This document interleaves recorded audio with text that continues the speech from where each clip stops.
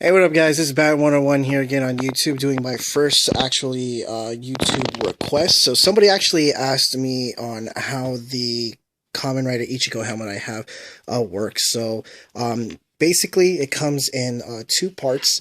So I'll give you a good look at how the helmet looks first over here. It's all one piece, as you can see over here, and then of course the way they got the visor done over here. I specifically got mine from a maker in Thailand.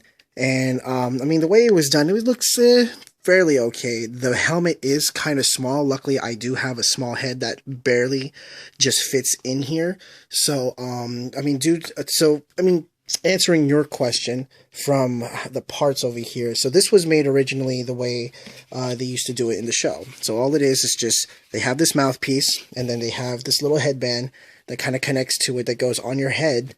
And then it's supposed to just kind of like sit right there holding in your mouth. The problem is, if your head's not able to fit in here, you're going to have to kind of shove the mouthpiece inwards just for it to connect, because there is no connecting pieces to this specific type. So if you're going to be making it the original way they, did it in the show and whatnot, you are going to have to make a little bit of extra room. What I did notice, some other people like, Model 4K make their helmets, they make it a little bit bigger in the back. And what they were able to do also was put these magnetic pieces that connect from this portion of the mouth to the under part, so that they would be able to connect it somewhere, just about like right here. So if you want to do it that way, that's another thing that I would suggest if you are making your own helmet. I know a cosplayer who also does Kamen Rider Ichigo. He actually does several other Kamen Rider cosplays, and I know his helmet in particular does have a magnetic clip that does hold in place over here. So yeah, just depending on how you're making it, just make sure it is big enough to fit your head if you're doing it for yourself or for somebody else.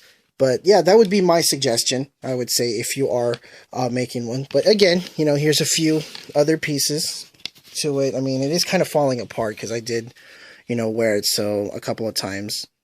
So I'm probably going to do my own like little repair on it and see if I can customize it my own way. So here's a closer look at the mouthpiece if you need it. And also, if you need pictures or anything, I can also send you, closer copies, closer look at what it is. So yeah, there you go. If you have any other questions, just send me a link, shoot me a message, and yep, there you go.